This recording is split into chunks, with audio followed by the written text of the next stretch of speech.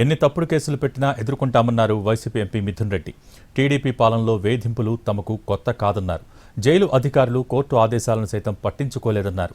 జగన్ కోసం గట్టిగా నిలబడతామని, మరోసారి సీఎంని చేసుకునేందుకు కష్టపడతామని అన్నారు మిథున్ రెడ్డి. వాళ్ళని బెదిరించమని చెప్పాను. అన్ని భయపడే ప్రసక్తే ఉండదు.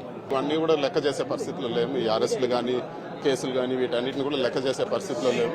గట్టిగా పార్టీకి మేము ఫైట్ చేస్తాము. మా క్యాడర్ని మేము కాపాడుకుంటాము. రేపు జగన్మోహన్ రెడ్డి గారు ముఖ్యమంత్రి అయ్యేదే మా లక్ష్యము. ఖచ్చితంగా దానికోసం పనిచేస్తాం. తప్పుడు కేసులు ఇవన్నీ కూడా ఒక రోజులో వీగిపోతాయని చెప్తాం. చంద్రబాబు నాయుడు గారు ఒక కక్షపూరిత రాజకీయాలకు పాల్పడుతున్నారు. ఇప్పుడే కాదు, ఇది మునుపు కూడా పాల్పడ్డారు. ఇప్పుడే నన్ను జైల్లో పెట్టలేదు. ఇది వరకు తెలుగుదేశం అధికారంలో ఉన్నప్పుడు కూడా జైల్లో పెట్టారు. ఈవెన్ నేను అంతకుముందు అధికారంలో ఉన్నప్పుడు మేము కాలేజీలో చదివేటప్పుడు కూడా కేసులు పెట్టారు. సో ఇవన్నీ కూడా హరాస్మెంట్ అనేది తెలుగుదేశం ప్రభుత్వం వస్తానే మేము మానసికంగా సిద్ధమైనాం. జైలు పోవడం కానీ లేకపోతే ఈ కేసులు ఎదుర్కోవడానికి కానీ సిద్ధమైనాం. ప్రతిసారి ఇదే తంతు.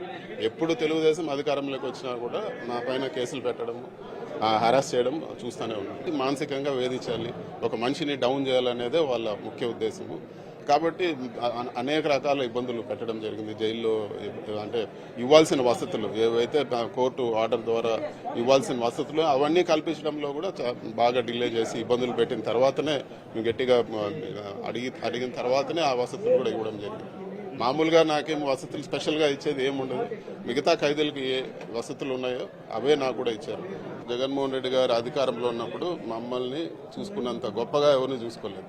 ఆయన ఈరోజు అపోజిషన్లో ఉన్నప్పుడు ఆయన ఏదో నాకు చేయాలని నేను 1% కూడా ఆలోచన. మేము ఆయనకు ఎంత గట్టిగా నిలబడ్డాం అనేదే పాయింట్. మేము ఖచ్చితంగా ఆయన కోసం ముఖ్యమంత్రి అయ్యేదానికి అన్ని విధాల